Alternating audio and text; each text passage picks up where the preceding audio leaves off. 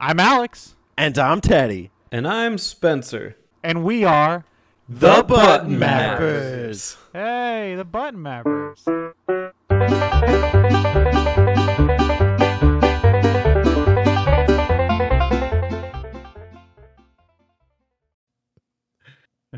Zap. We were gonna start recording this at this time, and it's like right when I would normally eat dinner. So I was like, should I eat dinner early or should I wait till after? And I was like, I'll eat early. So I made like a few burritos like before we recorded, and that might have been a mistake because it's like hitting me. I'm like, oh, I want to take a nap. Burritos too much. It's going through you like a blue bullet. Darts through Green Hill Zone. You're all beamed up. Come on, let's go.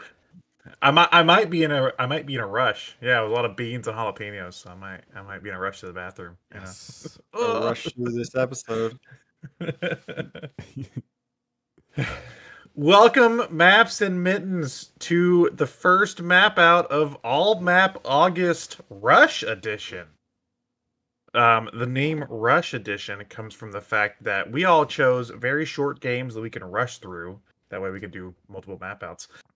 And I thought I'd be cheeky, because it's my month and I named it, that I picked a game that would coincide with the name. And I picked today's topic, Sonic Rush. Here we are. This is our first DS map out. Isn't that weird? Is it? I guess technically, for me, yes. I think you guys might have played Mario 64 DS. I played regular old Mario 64 though. No, we did 64 for that one for sure.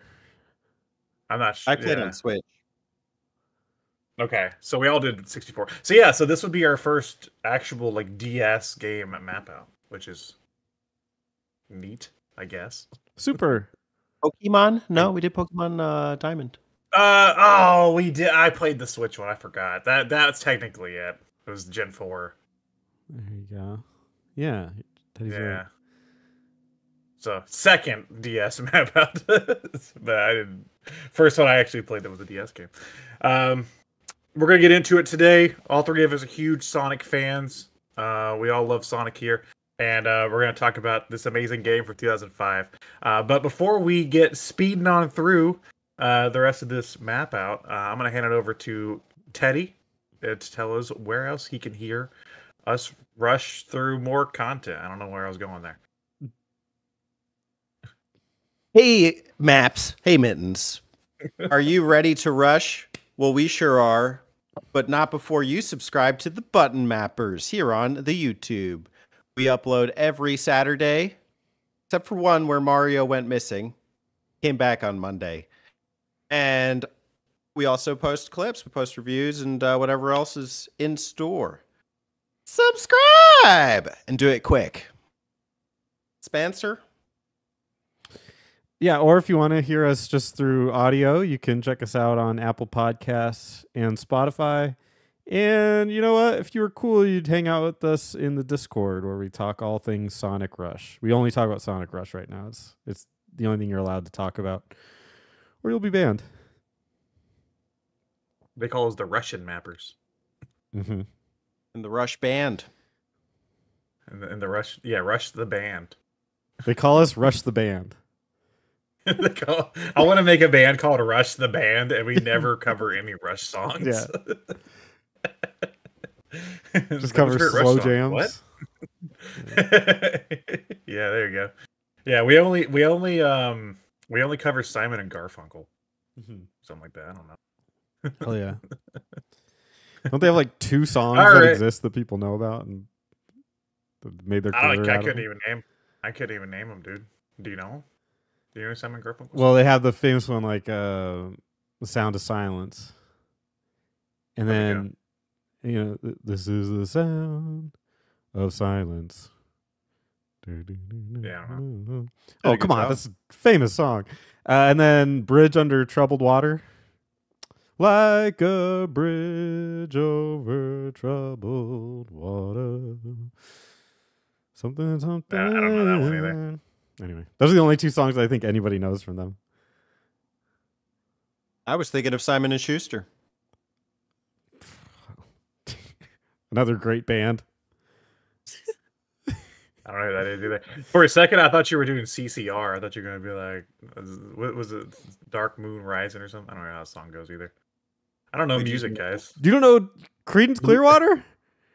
I do, but I can't think of the lyrics. I know the song. Oh my god. Well, please educate us in the Discord on your music preferences. Yeah, Don't. which one do you prefer, Simon and Garfunkel or Creedence Clearwater Revival? Yeah, if you educate us on your musical preferences, you'll be promptly ignored by everyone. Spencer owns the hammer, by the way. Mm-hmm. Yeah, If you get banned. I own Amy's hammer, and I will use it. Ooh, Wow, Sonic fact. Mm-hmm. Sonic fact. Fun fact. You can't play as her in this game because today we're playing Sonic Rush from 2005. This is a game that was developed by Dimps. We previously talked about Dimps when we mapped out Sonic Advance, and one of my previous months that I controlled. That's the only reason we did it. And we're back again to talk about another Dimps game. This is actually the fourth game Dimps developed in the Sonic 2D platformer line after Advance 2 and 3, which we have not talked about yet. So we are skipping forward a little bit. But this is the first entry on the DS. 2005 is pretty early for the DS. And I'm going to go on a limb and say that today is going to be a really divisive episode. So Why? You don't even know what I think of it. I know, not just amongst us, just amongst Sonic fans. Okay. Well, because- we did catch heat recently with a Sonic clip. Yeah. So, 2005 is smack dab in the quote-unquote dark era of Sonic. This is like right before 06. This is during Shadow the Hedgehog. This is like when shit's hitting the fan. So a lot of people view anything around this time. clarify, what are the eras of Sonic? Adjectively. Sure. So there's the IDs. yeah, there's the classic era of Sonic, which is obviously Sonic 1 through like the Saturn Knuckles? stuff, probably. Yeah, that makes sense. You can group some of the Saturn stuff in there. So basically Genesis and Saturn games. There's the adventure era of Sonic, which is the Dreamcast and like Heroes and technically Shadow, but like those games. And then there's the Dark Age of Sonic, which is anything from 2005 up through about 2009 is around when Colors came out. And so people group all the games in that time period to be the Dark Age of Sonic. And then there's like the modern era, which was like 2009 to, I want to say it was probably when Boom came out. And then we're in whatever era we're in now. I don't know what they're calling this one. The ironic era. I have no clue. Or like the nostalgic era. I have no. Sonic the Ironic. I love it. Sonic the Also, Ironic. I love that Colors is in the dark era. It's the end because that's when like people were like, "Hey, this game's actually pretty good." And then like It's when they brought color to it. yeah, The other games they were black colored and it. white. People don't remember that. Yeah, back in our Yeah. day, our CRTs didn't have color. That's not true. It's very true. It's the only. But you know, speaking of black and white, people seem to think of Sonic in that black and white way of just thinking like there are just these eras that are, you know, everything from this era is great, everything from this era sucks, and that's not the way it is. And today we're going to talk about that with today's topic, Sonic Rush. Where do you stand actually before we go? Unlike the dark eras and all these eras. Clarify. What do you mean by like where I stand? Well, I don't know. Like what? So you're a Sonic fan. You're the biggest Sonic fan of all of us. What do you think is the best and worst era of Sonic?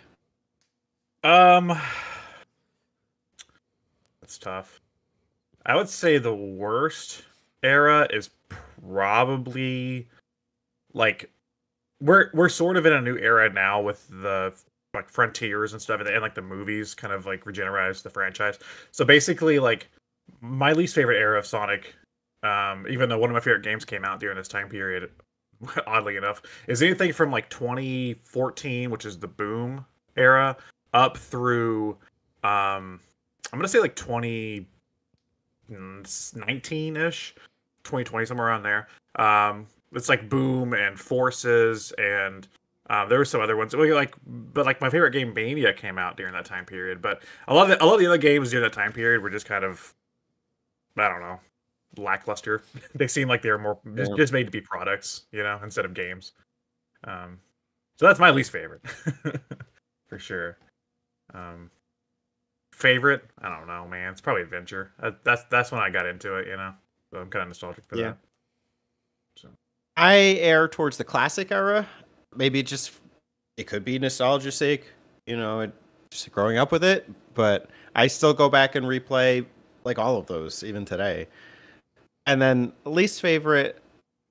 See, I go towards that like middle dark ages era just because there's like nothing there that speaks to me as much as like even in that Mania era. Mania was huge and it was a big deal, and I played it a couple times and I enjoy it, and I can always get some kind of enjoyment out of it. Plus that speaks to my interest in the classic era. No, that makes sense. Yeah, I don't strike you as somebody that's like, hey, I want to play Sonic and the Black Knight. Should we even Spencer, as an outsider, where do you stand on this debacle? Are you with Terry? I'm with Terry. I'm a Terry fan on this one. This You haven't enjoyed any of them? I mean, Sonic Mania was fine. It was good. It has things that are staples of Sonic that I just think are absolute dog shit, but it wasn't the worst game I've ever played. It had redeeming qualities to it, so I admire that. I mean, the Sonic games we've played on here, luckily, have been okay, but they just all involve the Sonic gameplay that I generally despise. So nothing. Do you have a particular Sonic that you despise, like a specific game that was just so bad for you? Not really. Adventure? No. I never played Adventure. I think I played it for like 5 minutes because Eric told me to. Okay. I have nothing specific. Just every game I played, it's like, I mean, I'm sure we'll get into it when we talk about Sonic Rush. Okay. Stick around for my welcome all you Sonic fans out there. Those of you who like them, those of you who don't, just welcome. And we have a host of opinions here, so yours is equally welcome, I guess. Yeah, when it comes to Sonic, we do have like the most diverse set of opinions here. We should market more towards that. The most diverse set of opinions of Sonic games. I mean, because like between the three of us, between the three hosts, like Spencer doesn't like Sonic mainly at all. I enjoy Sonic, even some of the stuff that's in the dark era, and Teddy airs more towards the classic stuff, so he's kind of in that camp. So it's it's three very, very different ways to view this blue hedgehog. So, and you know what? When Teddy mentioned it, we got some fucking feedback from that Teddy's review of Unleashed, which was the thing that happened. YouTube is a different beast. Yeah. But whatever. I like that game. It's fine. Fine. Controversial opinion. I guess uncontroversial opinion. I do too. I think everybody in that video liked that game too. Jesus Christ. I think your opinions were very uncontroversial, which makes the controversy around the video so confusing. Yeah. All it takes is a title and a thumbnail. A thumbnail. Yeah, it was a title and a thumbnail. It killed it. That's it. Struck a nerve. Well, today we are going back to the year 2005. Really early for the DS life. I know you guys don't have nostalgia for this game or really like a story to tell. This is your first time playing it, right? I mean, no. Okay, well, Teddy has. Okay, but Spencer, this is your first time playing it. No, I played it many times. What? When? I'm lying to you. When did you play it, Ted? When did you play it, Spencer? Did you play it when you were at the grocery store? Mm-hmm. When did you play it, dude? The dentist. Well, my mom got it for me last year, and I was really enjoying it, so I figured, dust it off for today's. Where did she buy it? The 99-cent store. All right, well then we do have some stuff to talk about. Teddy, prior to this map out, what is your experience with this game? I did collect DS games for a while, and it was pretty cheap and affordable. And I know you said, "Hey, I like this one," and so I got it, and I tried it, and it was significantly different visually, and I think the levels are kind of massive compared to some of the classics that I know and love. And it's just so many elements going on the screen that like I just wasn't processing it very well. So I had put it down for a while. And this map out is the reason that I got as far as I did. Okay. Spencer? What do Okay. you want from me? What did so? I mean, you obviously haven't played this game, but 2005, like, what did you got back into gaming around DS, right, or something, or you got a DS? No, I would have 3DS? gotten it. Yeah, I got back into gaming around Pokemon X and Y. Oh, okay, so 3DS. I had a For DS 2005, and I loved the DS. And then at one point I sold it for a PSP. Wah, wah. oh no. Which, funnily enough, for you, I mean, for you, maybe that would have been a good choice because of RPGs, right? But That was the hope. whatever. I got a DS again later. Don't worry. Yeah. It's a happy ending. For me, I've told the story before, but when I first got my first DS, it was the DS Lite, the black one, and I got it with a whole slew of games. The Great Four, as I call them. We have Pokemon Pearl, we have Legend of Zelda, Phantom Hourglass, we have Sonic Rush, which is today's topic, and to wrap it all up, we have Pirates of the Caribbean at World's End. You have to have Pirates of the Caribbean at World's End. Yeah. Throw some Indiana Jones in there. So this was an early DS game for me. One of my first that I've played, and it means a lot to me. So we're gonna talk about it today. So before we get into the gameplay itself, Sonic Rush was released 2005 by Dimps, but it was also produced by Mr. Yuji himself, Yuji Naka, Mr. Jailbird over there. How's our guy doing? I don't know. Hold on, let me click on his thing. What updates would you possibly get? He's been raped 50 times now. Is he still in trouble? Is that how they do it in Japan?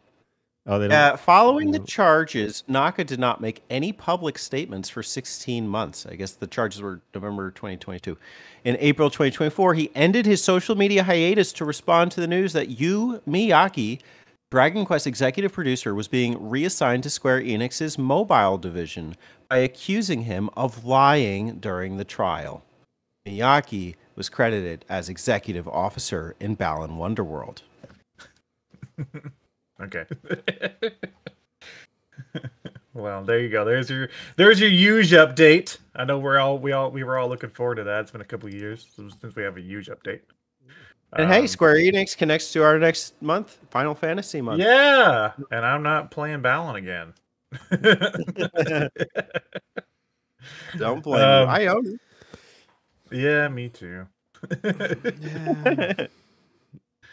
The Balan map out win. This came at a point in Sonic's history where he had jumped over, gone multi-platform with the previous generation. On the GBA, he had mainly stuck to 2D adventures with a few odds and ends. And with the DS coming out, I forget what I said. I saw a thing that said Yuji Naka said that Advance 3 was like getting complicated, which it kind of is. It has like a team mechanic and stuff. So for Rush, they really wanted to boil Sonic back down to just being about like some speed and kind of like adding this like flashy nature to the gameplay, which it does. It kind of sets it apart from other 2D Sonic games, like it or leave it, I guess. But So yeah, we're gonna jump into it. We're gonna talk about it. Spencer, you are the lore master. What's the story of Sonic Rush?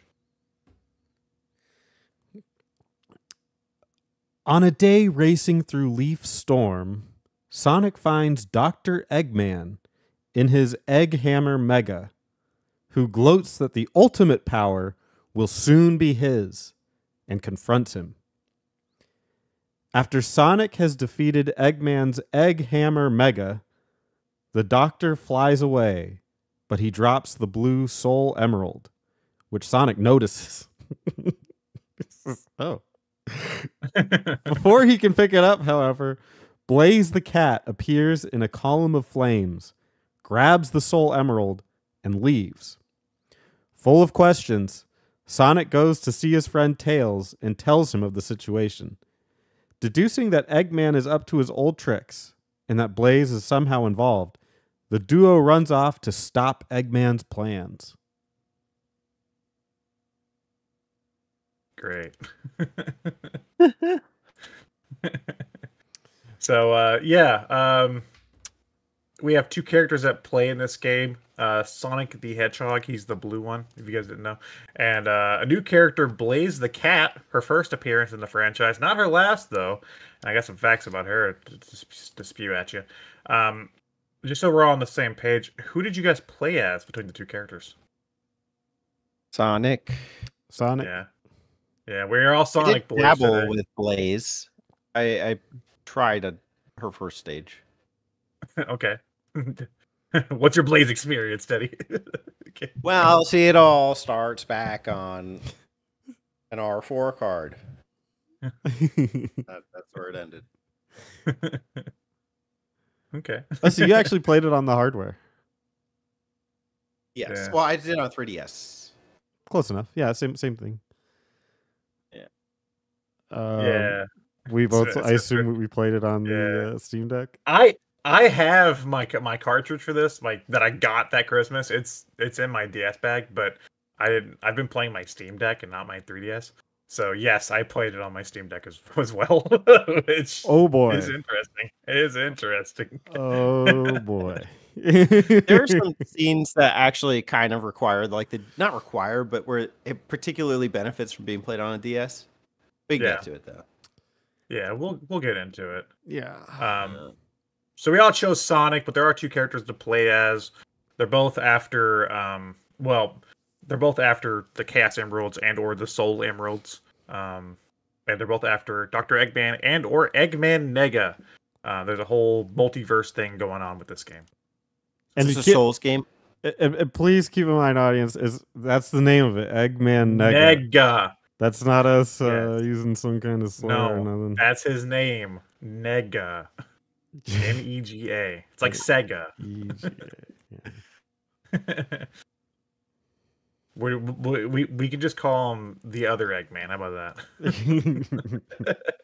A negative egg. Yeah, the negative egg. Yes. He's like so yeah. There's some multi-dimensional shit going on with this game. Blaze is from another dimension.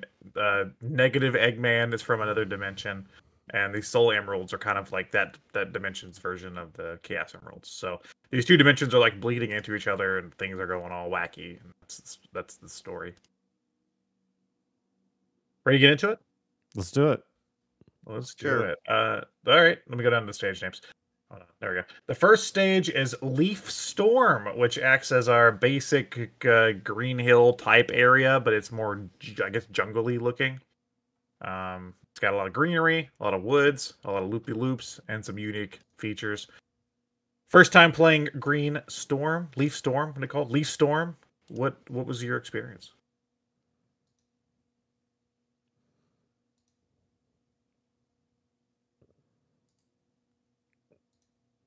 Silence. Sorry, I'm setting up the video thing for this. As not a Sonic fan, to me it was just like, oh, it's Green Hill Zone.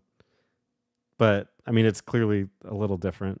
First thing I noticed, I do, not the Sonic fan here. I do a little test with Sonic games when I boot them up and I play the first level. I always check to see how far I can get by holding the right stick, like just by holding the right button, and just seeing if it like what percentage of the level that will get me through. And I'm always amazed that it's like 75%. But it's like, this is not a game. But anyway, one of the first things I noticed after that was some of the 3D effects that they've added to this game, which look really, really nice. Because it looks in general just like a Sonic game, a little bit higher res than the classics, but not a lot. But those 3D effects that they add into the level that add like an element of the 3D, 2D look really, really good. And they did a really good job with it. So I was surprised by that. But otherwise, it looked pretty much like a Sonic game. As a little bit more of a Sonic fan than Spencer, probably a lot of bit more. I get more of what's the mushroom zone from Knuckles?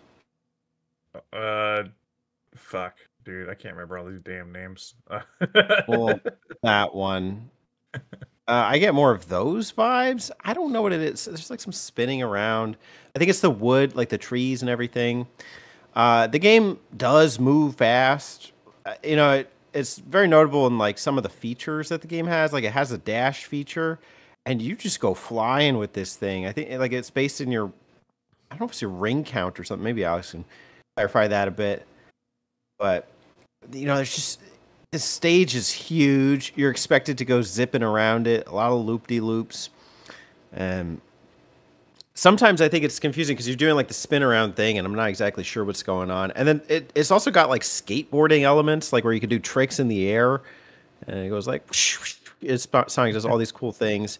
He has like a kick dash and a jump up, which I didn't understand for the longest time. Oh, man. And the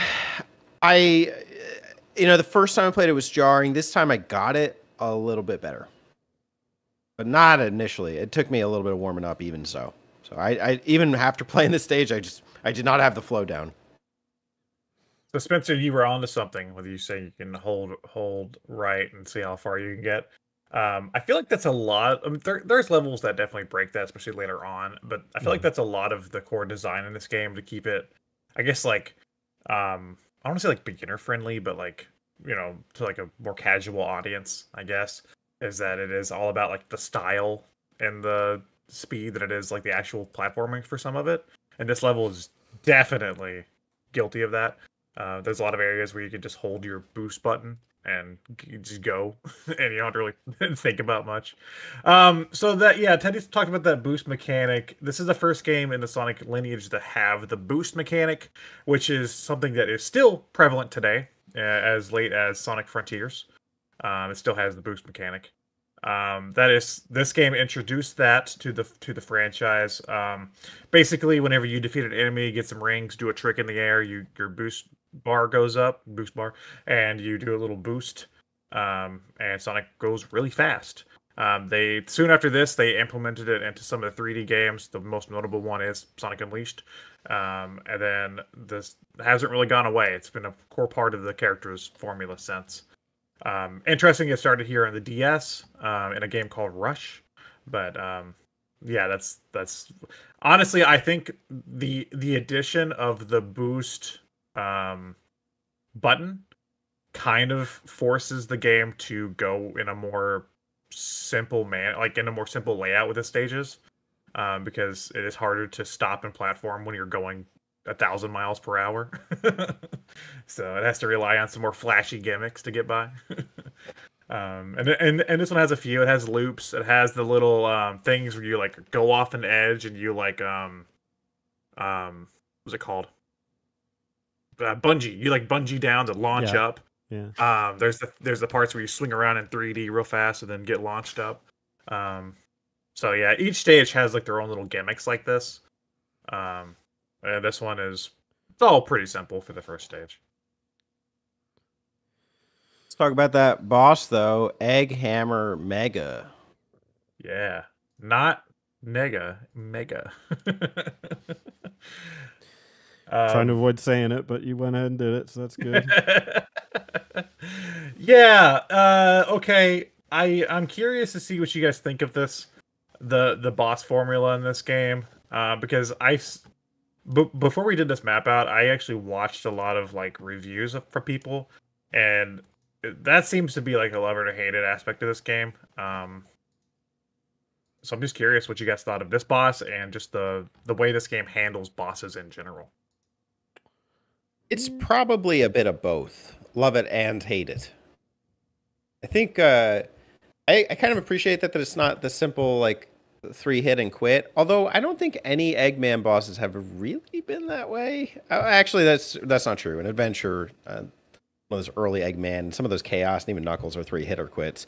So, but when I think of the classic Sonic games, I think it's usually like 8. And I can see they're kind of paying tribute to that. The issue is that like the buffer zone in between, like where you can hit them, is kind of it's really like, I don't know how to the right words for it. I guess I would say like structured. Like you have to wait for him to drop his head, and then you hit him on the head, and he has invulnerability points.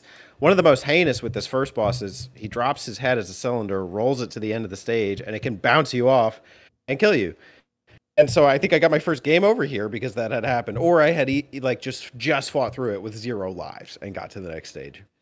And every boss has something like that. So, you know, some of these bosses are taking me upwards of 3-4 minutes sometimes. And you're playing kind of the waiting game. But I actually, you know what, from a visual standpoint, I think I appreciated it. I almost think that segments like these would have looked phenomenal on the 3DS. Like this game almost looks like it's ahead of its time. Mm-hmm. Some of these segments are really built with you having that kind of visual cue of where the enemy is in the background and the foreground. And the bosses are examples of that. The answer? Okay, so my opinion is both complimentary and antagonistic at the exact same time. I'm not sure how that's possible, but Sonic achieves, man. The bosses are the best part of this game. Like, it's not even like a contest for me. Like the bosses are so creative. They're fun. They're beautiful. Like they look better than the levels do in every regard. And the one thing I kept thinking about through all the bosses, but we'll just take this first one, is this is totally not Sonic. Like this is the motto for Sonic is gotta go fast. You do not go fast in any of these boss fights. Like it's completely like a timing, strategic, slow, methodical fight. And I'm just playing through it. Like I like these a lot, and it's because it doesn't play like the game that I'm playing. I really did like the bosses, all of them, and I thought it was really clever because some of them had windows of opportunity where you didn't necessarily suspect that they would. Like a classic, if you look at like a classic Zelda boss, they really open themselves up at certain moments, and that's when you're supposed to hit them, and you get it. That's when their tongue sticks out, and you hit it, and then they're weak for a little bit.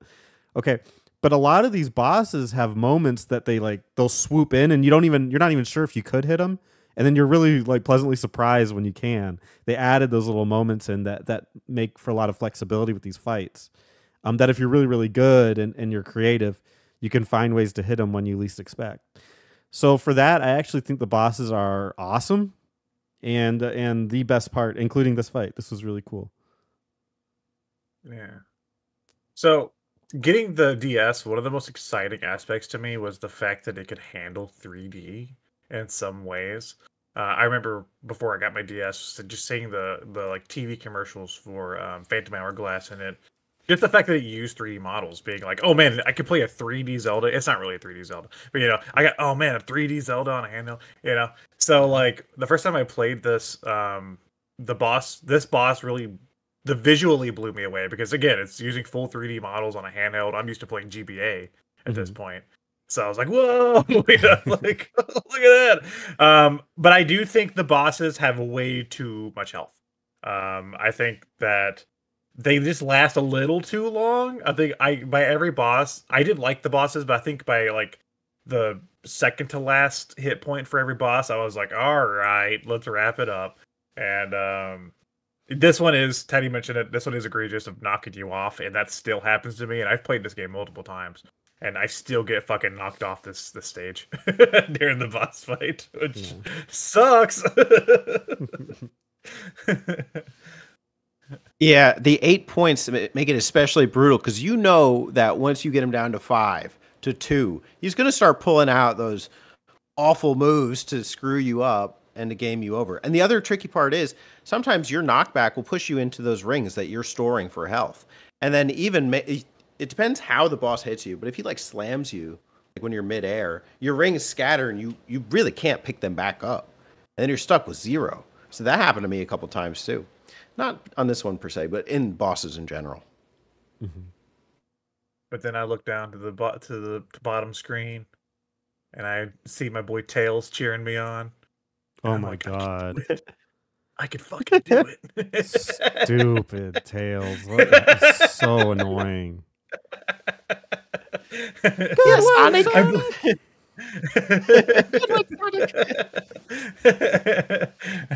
That just cracks me up. Like, Same Tails.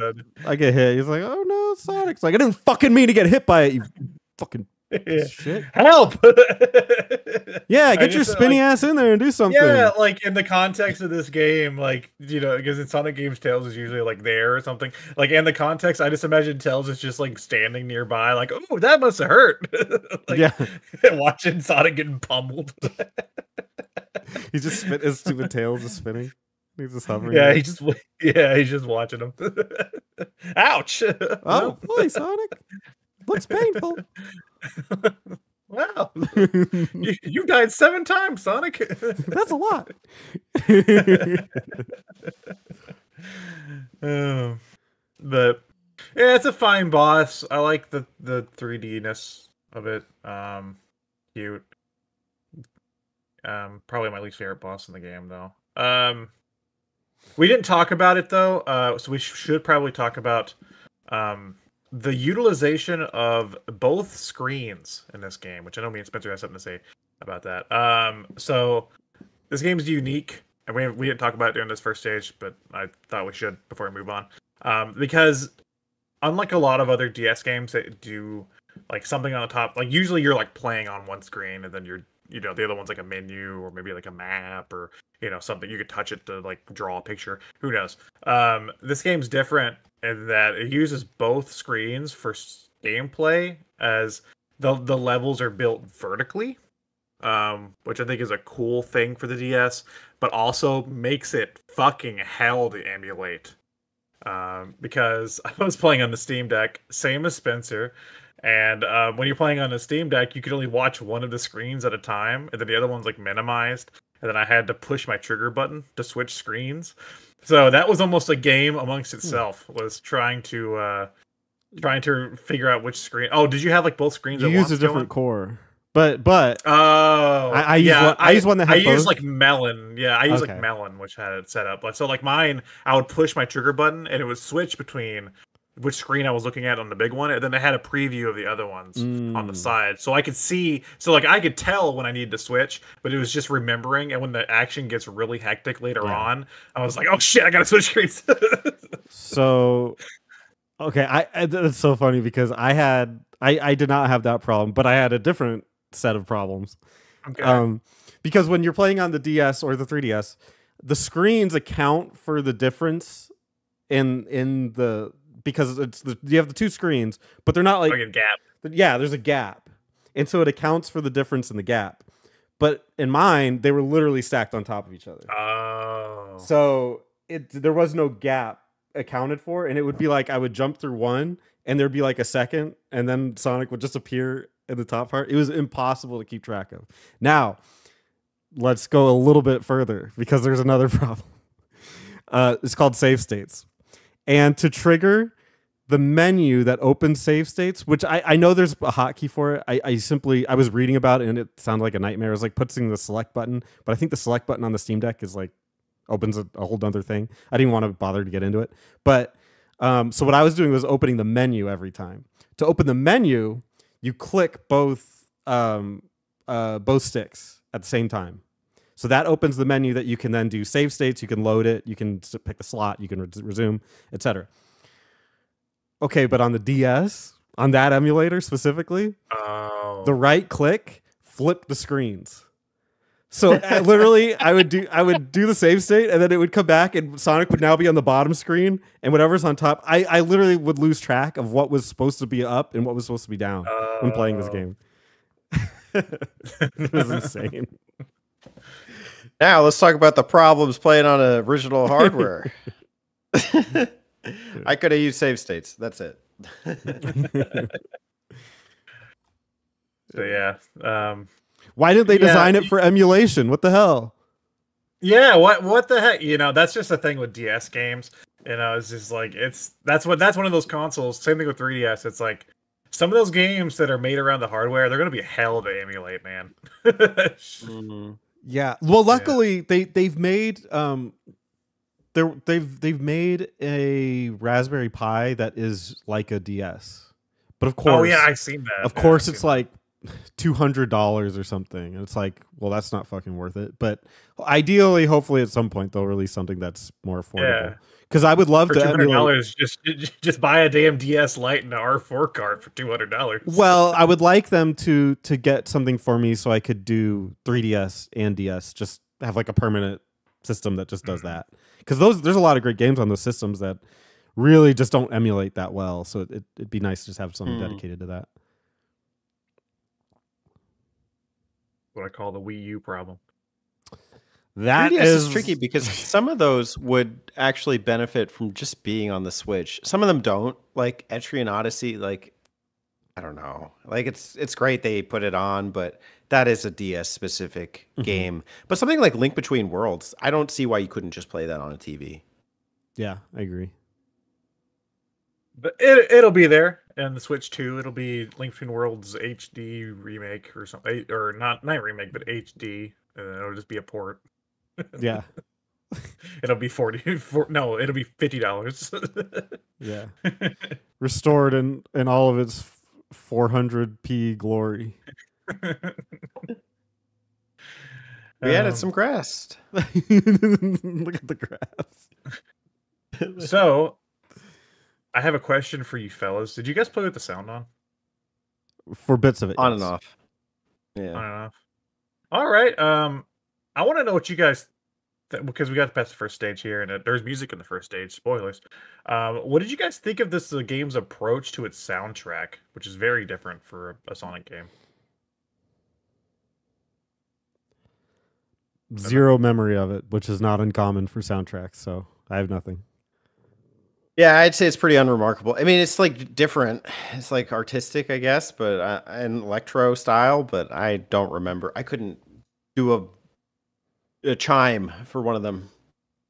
I get. You know what I get? I get some of that, like, launch bass. So it kind of has like the yeah, like kind of like that kind of vibe.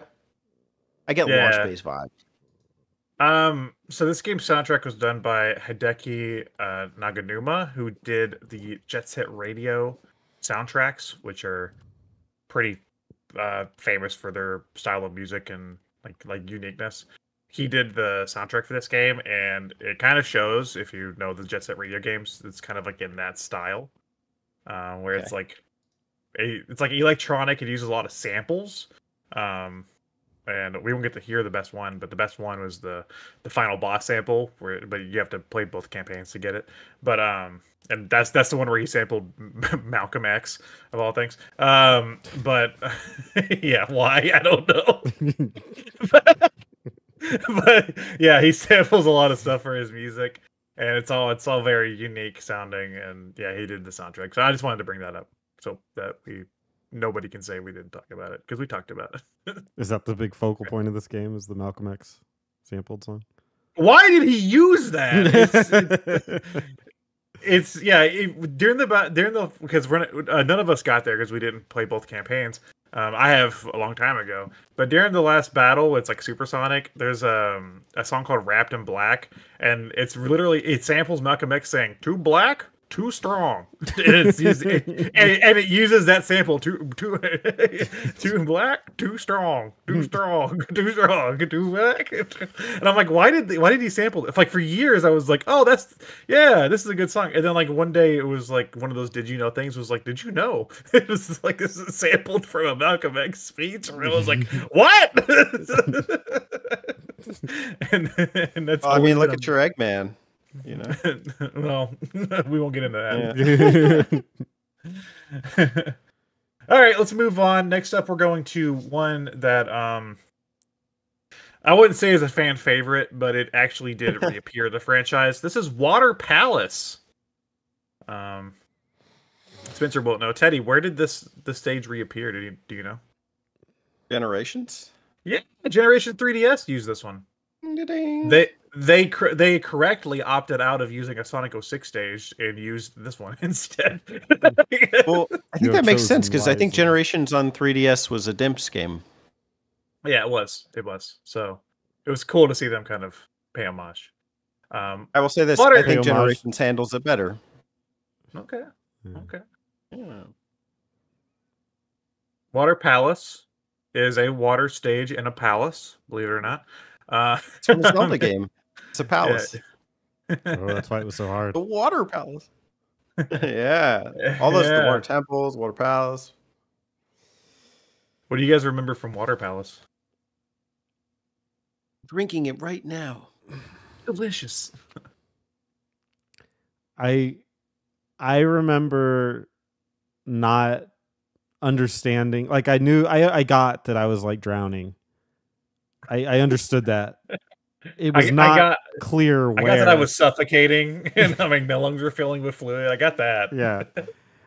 it was very unclear in the level where the bubbles were and how to get to them, so I died a lot just trying to find them. I don't know, I like the aesthetic of it. But I don't know, it's just another one of those things where it's like you want me to go fast and you want me to swim. Like you do the math on that. I just don't get it. See, at least you can kind of go fast in the water here, whereas in some of the previous iterations that are a little more heinous, you can't. And there are some, if you're skilled at the platforming, you can avoid some of the water segments. There's frequently going in and out of it, so it's not the worst. But I definitely had a drowning moment where the bubbles were not like visible, like not invisible, but like just hard to find. Yeah. So I had some trouble with that. And then sometimes, like I mean, watching some gameplay, there's like the fan segment, and this comes up later where if you run into a certain thing that has like the 3D element, and you go fast enough, it'll shoot you where you need to go. And so this one would propel you up, but I wasn't aware of like zooming into those, and I didn't know the placement, so I would frequently just end up stuck in the water. Mm-hmm. I would just like a hashtag drowning moment. I was in a drowning pool. What can we say? Yeah. Hashtag drowning moment. Yeah, this is the first stage that I think you really notice that element you're talking about with the 3D obstacles. Because this is the first one that makes you like it requires you to rush to it in order for it to like to activate it properly. Because the previous one just kind of swung you around and it did it kind of regardless. Mm-hmm. But this one, launches you up if you're going fast enough. And as a kid, I never understood that either. So I would always go down for some reason, or sometimes I would go up, and I was like, "What? What decides it?" And then, because and then as I got older, I was like, "Oh, I'm stupid." But yeah, I mean, it's a pretty basic water stage. There are the segments where you're like. This one has the segments where you're in a bubble, right? Is that the stage? Is that on here? Where you're in a bubble? Like yeah. What? Do you do bubble segments on this? I don't remember. I don't recall doing bubble stuff. I don't know. Maybe not. Maybe I'm just dreaming it. Maybe I just dreamed it. Who knows? But yeah, this has never been one of my favorites. I was always confused why they chose this one for Generations, because it's It's not what I would have picked. I mean, it looks pretty and it's a nice contrast. Yeah, to the it others. looks cool. Yeah, it looks really like the backgrounds and the mixture of like the white and like the blue water like looks nice. Very Yeah. cerulean. Yeah. You're talking I about love Coke Sonic's Man? blue on the blue background. Blue on blue crime. I'm blue, da boo dee da boo die. Boys in blue. Back the blue. All right, so another element is the mines that float up and they explode within Oh. 5 seconds. You gotta hop off of them. That's maybe that's what I'm thinking of. I don't remember. I know something that floats. Maybe it's the mines. That was clever. How did it work? That was clever. I like that. Again, not something that makes you go fast, but it is cool. I like that effect. Makes you go slow. I gotta slow down. Slow down. Just slow down, Sonic. Oh, take your time, Sonic. Enjoy the water. Yeah, that's if instead of Tails being at the bottom screen, it was fucking Big the Cat. It'd be like, slow down, Sonic. Some fish. Why you in the rush, man? Why you in such a Hold your horses.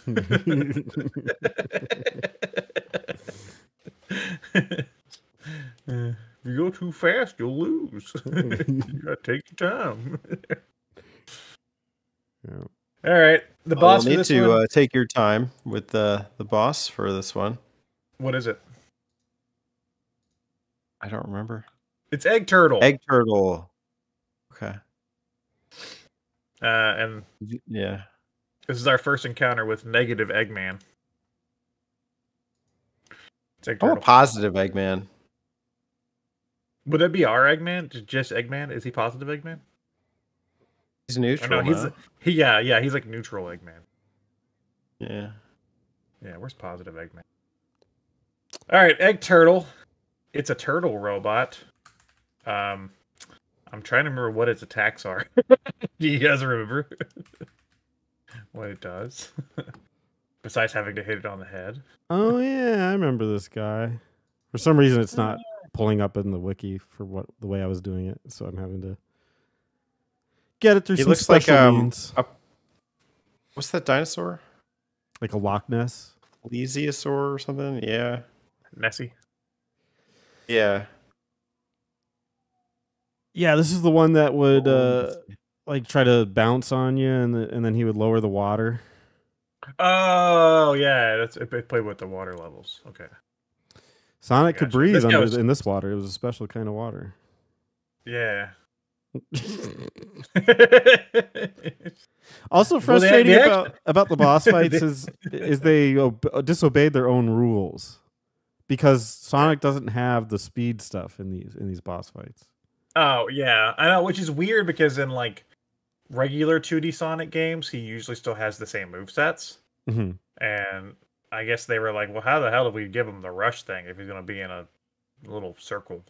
Which the rush thing would have been perfect for some of these boss fights, because it was like they slam on the ground. It'd be cool to like dash away from it, but no, you Yeah. just gotta walk real fast. Sonic's known for that, so just Gotta walk fast. Yeah. Yeah. No, again, a cool boss fight. I enjoyed it. Really neat. I like his just like the bot, like the fact that it is a 3D boss like that, and it's in the middle, and you're kind of going around him. I mean, now I can see it as, it is pretty basic looking, but again, on the DS, when I'm coming from the GBA, it's just pretty cool. That shit looks pretty good. Yeah. Is it a fun boss? Nah, it's all right. It looks cool though.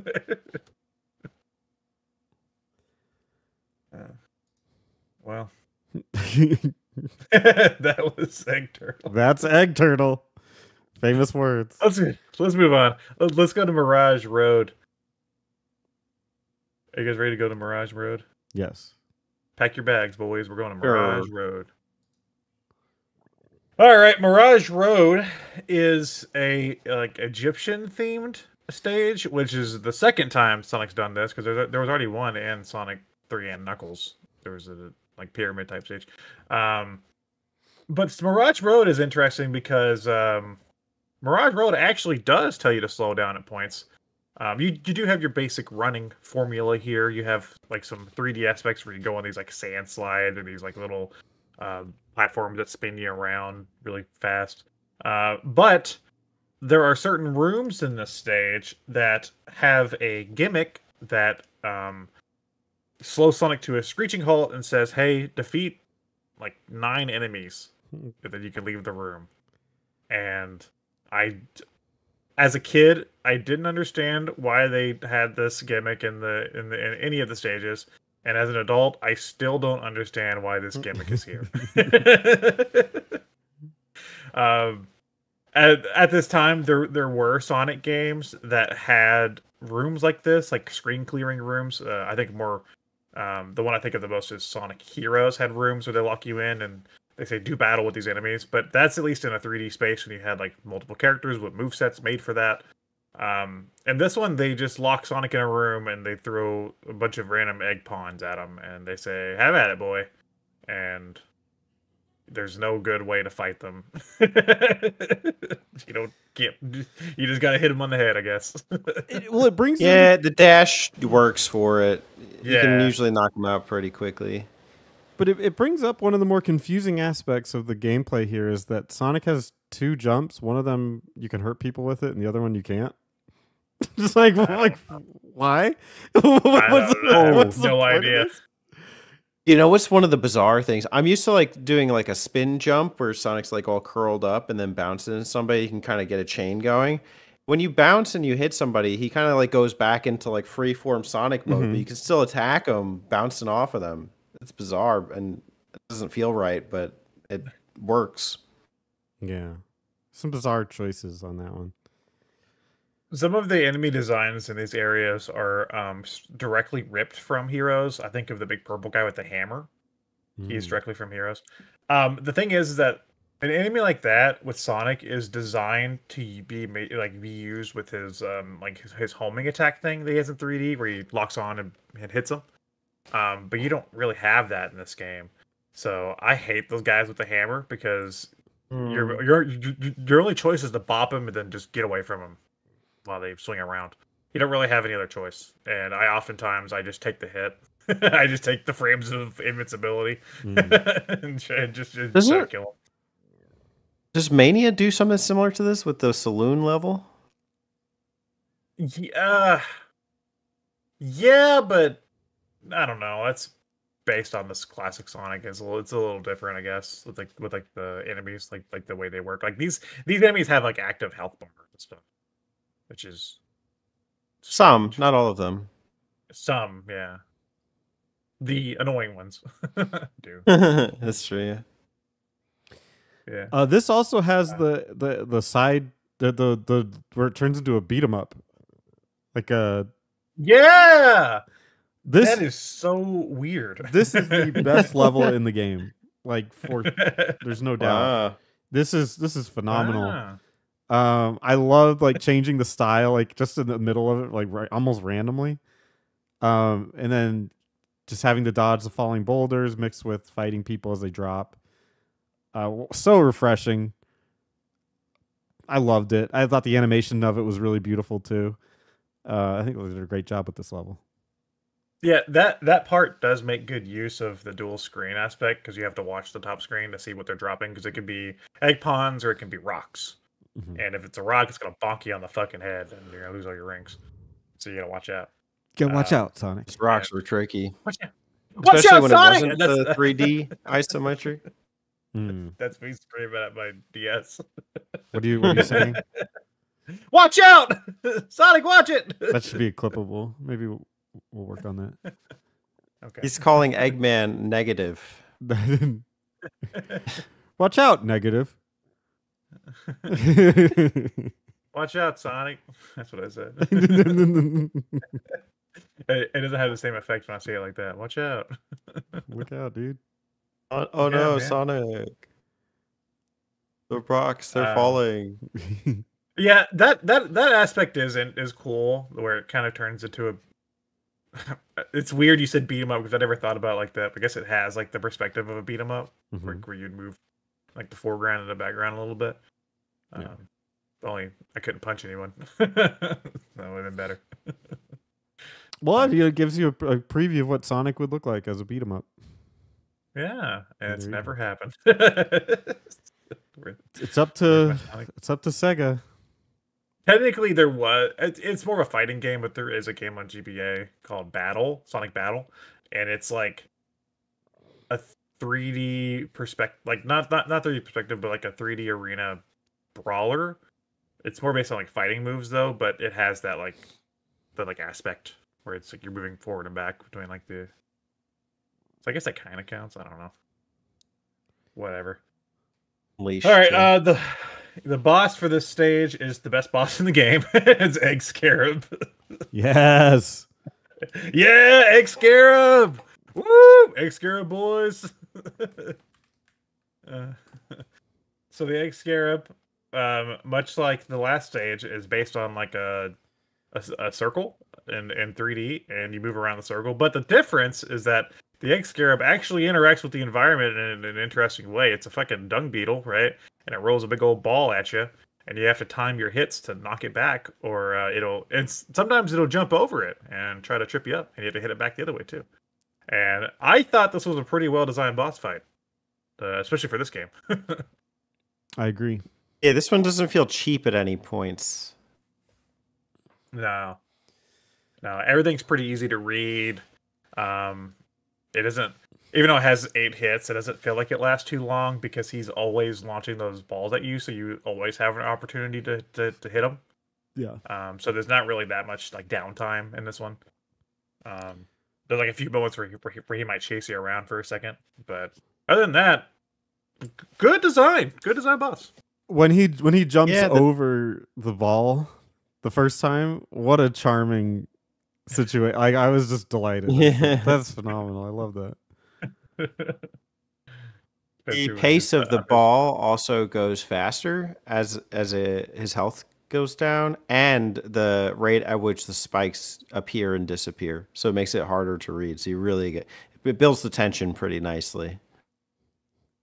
But it's still manageable. Like nothing about it feels cheap. Oh yeah. No, this is easily one of the more manageable bosses. Yeah, which I can't say about the last 2.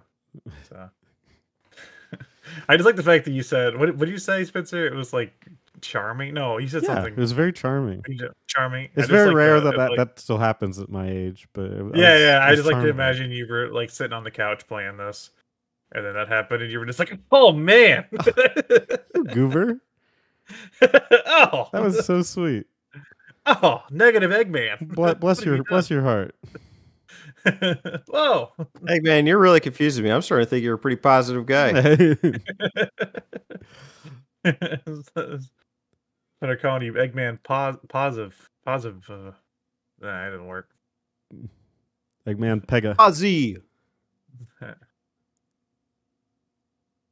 Speaking of positives and negatives, the 4th stage is, I think, one of the most memorable stages in the game. This is Night Carnival, not to be confused with Carnival Night, which is the previous Sonic stage. What a lazy fucking name. They were like, "Oh, this one looks kind of like Carnival Night. What should we do?" I don't know, Night Carnival. Okay. It's Carnival Day. So this came out in 2005, and near the DS's launch, and I have a theory. Crazy theory. Let me put on my tinfoil hat. Theoretically, I don't actually have one. I think, just like the title of this game, I think some of the development for this game might have been a little rushed. Because rushed. Yeah, because Night Carnival, and we'll talk about the level itself in a minute, but it introduces something that is prevalent through some of the other stages moving forward that I think shows this theory being possibly true. It's the fact that there are a lot of pits of death in this game. There are a lot of bottomless pits. Mm-hmm. And this is really where it starts. Point forward. Yes, this is really where it starts, and that's why I think maybe this game had a bit of a rushed development. Because Sonic doesn't usually have that many, right? It just puts you in a different. No, place. it has some, but usually not to this extent, Mm-hmm. not like this egregiously, you know. Because there's a lot, like most Sonic stages, like if you fall, you're going to be safe for the most part. You know, there might be some pits or some spikes or something, but usually there's going to be a way out of most of those scenarios. But in this game, and also the game before this, also Adventure 3 has not Adventure Advance 3, thank you, has this too. But there's a lot of areas where you just fall to your death and you can't save yourself, and there's nothing you can do. Did anyone catch Alex just thanking himself? Anyway. I do that often. Thank you. I think trips this one up as well is that there's some really like painful game design. They have these like electronic things you have to set in motion by hitting a button, and if you miss it, then you would fall through to a death trap. There's these swings that you have to get onto and then use the D-pad to push off of them, but at some point they double them up and your instinct is to jump, but if you jump off of the first one, you fall in the pit. There's those big egg balls, the negative egg balls that chase you down the slope, and you go too slow, and that's an instant death. Negative egg balls. Mega balls. So this stage is full of fuckery, and if you don't pay close attention and mess up a couple of times and realize what you did wrong, boy, are you in for it. I kind of like this stage though. I wanted to like this stage because there's a really cool idea about messing with light here, and like things aren't working until you turn on the light, which only lasts for a certain amount of time. Ironically, they gave you way more time than you would ever need for any of them. So it took the tension out of most of those. But I think there was an opportunity to really play with that. Like I think of the where you're jumping on different platforms after you've made them lit up. And I'm thinking like, remember Mega Man, where it was like the platforms will just appear and you got to like figure out where to jump and stuff. And I thought that those were really fun, almost like little mini games within a platformer. Whereas this, that just like, they're all lit up, knock yourself out. Like, what a cool idea. They could have like spotlights that showed like different, like maybe different areas where you'd have to follow the spotlight. That'd be a cool idea. Didn't do it here. It was basically just turn it on and then the platforms show up. So missed opportunity. What could have been a really good idea, and they kind of squandered it here. Act 2, I think, plays with it a little bit more, where you have to turn them on, but they disappear real quick, and there's like some in like succession where you have to be kind of quick about it.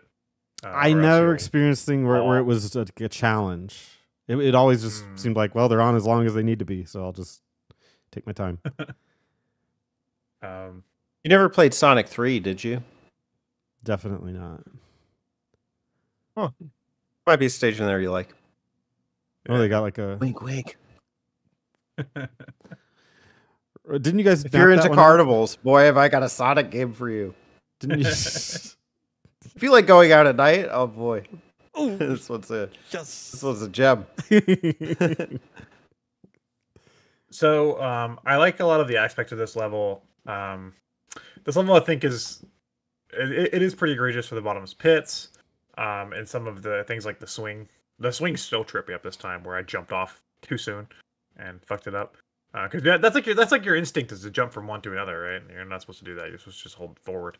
But there are things I like in this. I do like the thing with the buttons where you have to push the buttons to like ride the lights or turn on the rails or whatever.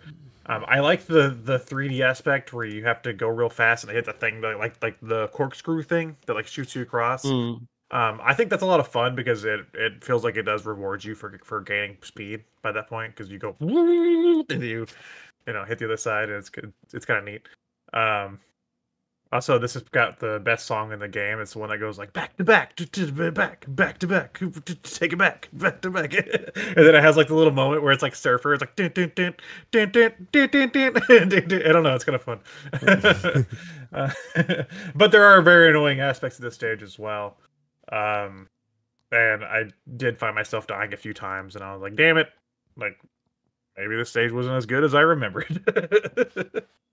but Once you get the flow down, though, it is much more playable. I think you have to get fucked couple times by the negative Eggman. You have to get fucked by the negative Eggman. Once you're broken in a bit, you'll be all right. The parts where his egg balls chase you, I think is neat also for the DS hardware because it uses that verticality of the screen. It was cool the first time. The top. Oh yeah, but like it was still cool. Just because the second time wasn't as cool doesn't mean the first time doesn't take away from the first time. First time was cool. All right, what's the boss for this one? Egg Libra? I don't know. It's kind of like big arm, big pendulum thing. Oh, Weird looking thing. yeah. I remember I beat this one real fast as boss. This one had a lot of open windows for attack. Oh yeah. Yeah, this one. So one of them was the one you would do damage to. The other one was like a lightning ball. Ugh, easy for me to say. And it would turn off, and then you could hit it, and then that would trigger you to be able to attack the one that can take damage. One cool thing too is you could jump on the scarab thing that would run on the ground, and it would launch you up, and you could actually hit the ball that way. Which I actually killed it on accident doing that. That's how I did it too. Yeah, yeah, it was fast. But the scarab thing was weird because sometimes you jump on it would hurt you, and other times it wouldn't. Maybe I'm sure there's a system to it that I just wasn't picking up on, but I didn't really figure it out. Other than that, I got nothing to say about this boss, Teddy. Classic example of the Eggman ball and chain. Eggman likes to drop his big negative balls on you, but oh yeah, don't let him. It's negative balls. Oh yeah. All right, Bruce. Let's move on to Zone 5. Huge crisis. A huge crisis. A huge crisis. This is a stage that takes place on a battleship or like a hangar or something. You're definitely on some sort of boat, and I actually think this might be one of my favorites in the game. So yeah, for one, the music's awesome at this stage. It's the one that had like the song that goes like JJ JJ. But it has a lot of cool elements with speed. There's elements where you get to ride these little like launchers where you get on these little sleds. It goes ding ding boom, and it like launches you across. There's a lot of stuff with pipes and like hanging from hooks. The only annoying part of this stage is that it brings back this thing from Mirage Road where you have the rooms where you have to clear the enemies. That's back. This is the second one that does it, and I think it's the last one that does it. But other than that, I like this stage. I thought the stage looks pretty cool and has some neat gimmicks. I like the look. I'm always thinking of now. Whenever I see a stage like this, I always think of Kirby. Oh yeah, the Superstar one we did that had the coolest like airship level. The Meta Knight, his ship, whatever that's called. Yeah. Yeah. I always just think of that, and it's like, yeah, your ain't as good. That'll always be my favorite. But this had a cool area. I don't know that I really loved any of the mechanics particularly, but the milieu was cool. Honestly, I probably would have forgot this if I wasn't looking at it right now. More of the enemy rooms. I do like going in and out of the ship, but yeah, no, it just didn't leave an impression. Okay. But one thing that doesn't make sense is why do you get on like a device, like a contraption that makes you go fast? Because When it's fun. You're Sonic the fucking Hedgehog. They always do that in these fucking games, dude. The 3D games do that a lot. There's like levels with sleds and levels with like little vehicles and stuff. I don't know. It's like I'm just thinking like your theme song says running around at the speed of sound. Why would you get on a bobsled? It's like I can run at the speed of sound. Maybe he's tired, Spencer. Fuck, he's probably tired, dude. Let him take a break. How come there It's aren't like a jet-powered bobsled, though. I've never seen a bobsled go that fast. It's true. I think we're using our what kind of battleship imaginations is on this? this one. But like, What kind of battleship is this? Who runs this battleship, and is that how they get around? Because that's scary. bobsleds. Jet powered bobsled. Jet powered bobsled. Yeah, jet powered. Just imagine a regular guy on that thing. Link for the Minish Cap. It does. What was I gonna say? Yeah, I forgot. I was gonna say something, but now I'm just watching the game. I guess it makes more sense that it has those combat areas because they're like robots and you're on like a futuristic ship. So part of it's like, well, it makes sense that they have the fighting areas that probably shouldn't have been in the Egyptian area. Yeah, it's an okay level. I just not very memorable aside from the aesthetic. Yeah. And speaking of not very memorable, the boss is the same boss as the first boss. He's back. I do think it's done a little better. Oh, I know how to do this one. Yeah. This is like whenever you reach Very Ganati and country, and you're like, oh, it's a fucking beaver again. Yeah, I think it is better this time around, the egg hammer, because they actually do some interesting stuff where he places the capsule thing he's in on like the background of the battleship and like launches stuff at you and stuff, which I think is cool. Yeah, and also like the fact that you're battling on like the deck of this battleship. It looks neat. Yeah, you can see the Kirby comparison here with that like Smash Brothers stage. Yeah. This looks like Meta Knight's ship, but the halberd. Yeah, looks like, and yeah, Meta Knight would kick Negative Eggman's ass. Do you hear yourself? Yeah.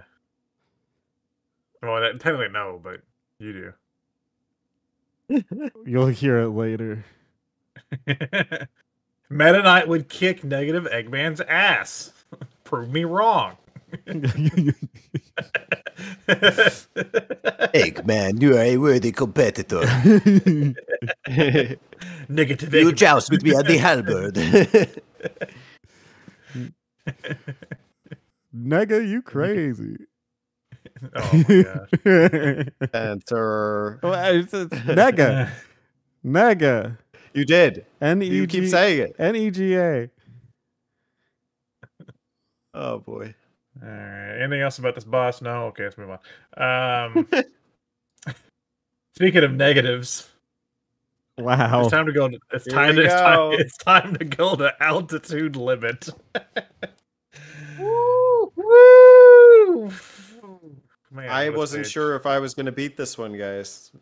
Ooh. I did. I wasn't sure. Yeah. Okay. So this, as a kid, this stage gave me so much fucking trouble, dude. And this is also a stage that I think is pretty prevalent in showing that there was some rush development, because there's a lot of make or break moments in this stage, where everything is suspended in midair. There's these annoying laser things behind, like under you, that can kill you. There's one of the gimmicks of this stage is these little platforms you have to ride your way up, and if you just fuck it up once, you're dead. You're gonna drop and fucking die. And playing that on the emulator I was using was a nightmare, because it quickly goes from one screen to the other, so I had to quickly try to adjust, like switch screens while also not fucking myself up and hitting something, which was fun. Ooh, what a stage. Oh, and that's where the dual screen issue I was having was a nightmare, because when you're trying to fly up, you cross over the barrier to the other screen, but that gap isn't there anymore. So the projectiles that come at you will go this way and then appear essentially like that, just trying to hit you. So it was near impossible to dodge. Not to mention the fact that sometimes my screen was flipped. So I literally was flying up like this to this bottom screen right here. It was this. Luckily, I was doing the save states, but my God, this was so hard. I don't think I would have beaten it without save states. Yeah, it's a rough stage. The stage just asks a lot of you, and it has a lot of that like Sonic guessing that like some of the 2D games have, where it's like, well, should I blindly jump? Yeah, this you have to have a lot remembered from the stage, from the level design. Like there's an early example in Act 1 where there's like these two propeller blades, and you have to actually go for the smaller one. I guess you could do like a high jump over, but if you're, I wasn't thinking about that. And then you get the parasail, and you have to float your way in between moving enemies, or you get those moving platforms that move up, and you have to kind of navigate your way through. And if you hit an enemy, you fall in the instant death pit, which is just, they do this multiple times. Thank goodness there's checkpoints at all. But if you don't know where you're supposed to be going and you get on that thing, you're screwed. So it's really, I couldn't imagine playing this for the first time and clearing it. It's you have to know where things are at so many different junctions in this level. I do appreciate it, and after having played it a couple times, I game overed on it 2 or 3 times, and I said if I game overed one more time, I was just gonna stop here, but I made it. But I like the ideas. I guess I think it's just a bit unfair. I would have liked less of those laser platforms. One point you turn into a parasail and you start doing this 3D gliding thing, and it's kind of weird, but I like liked it that. visually. It's Star Fox. I like that.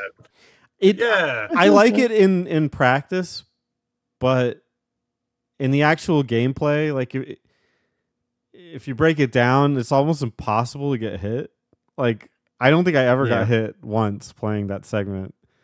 In fact, I was watching. I'm watching the guy speedrun it on this playthrough here, and you can actually just sit in the bottom right corner and never move, and you'll get through it. I mean, like you can actually do that for I think in Adventure as well, because the people thought that segment was annoying. So if you hug the corner, you can actually just avoid it entirely. Because you got to do that segment 6 times or something, I think. Oh wow! If you want to play all the campaigns in Adventure, some of that Sonic magic, I guess. I think I like the hang glider segment in this stage just because I'm clenching my butthole for the other 85% of the stage. So that 15%, I'm like, woo, okay, this is fun. I could do this. Maybe that's why I like it. Because there's no time I'm like, don't fuck this up, don't fuck this up. It's also a sign that you are at the end of the stage. So it's like, Mhm. freaking made it. Teddy, if you watch this episode, watch this part of it, because you'll see what I was looking at when trying to get through those air segments. Okay. It's just impossible with the 2 screens. It's a nightmare. Is it rotating between top and bottom screen? No, but like when you're like sailing up, it's going between them. Like it's going from the bottom one to the upper part, and Okay. but you'll see that the difference is not. It doesn't make sense. Like it's not going from this to this. It's going like you go through this and then you're immediately like that. Like it's so bad. And then plus with the way I was doing it, it would sometimes flip the screen so the top was on the bottom. But yeah, it's There was something really bad in Act 2. I can't remember what it was. Maybe it was those like the lever things or something. No, that wasn't the worst. I remember dying a couple times in Act 2. I just fell a lot. There's just a lot of me falling at the fucking laser thing. There's a point where you have to hit these springs, and it's really easy to miss them when you're jumping around in midair. And I did that a few times. And I was fuck, and I fell on the fucking laser thing and died. So another instance of like maybe don't have instant death when you fall. why did they even have the laser thing? Like I have no I idea. I don't know. Like why you had us falling off cliffs before? Like what stops you now? We're in the air. Why did you make an asset for that? Why didn't you just let me fall? Dude, I think about that shit all the time now. It's like I'll be like, I don't even think about the game. I'm just like, why did you make an asset for this? Why did you have to dedicate time to making this? Like, I just don't understand. Hey boss, I made the death laser grid. You made the what? What? Oh well, that's development cost. I guess we got to put it in there now. Yeah. I worked hard. Yeah, we didn't ask for that, Jim. Hey guys, in Sonic, a game about running, I got a great idea. Platforms you can't run on. Yeah. You actually die on. Platforms, but you die. They're like, yeah. Yeah. People are gonna buy this when they buy Nintendogs.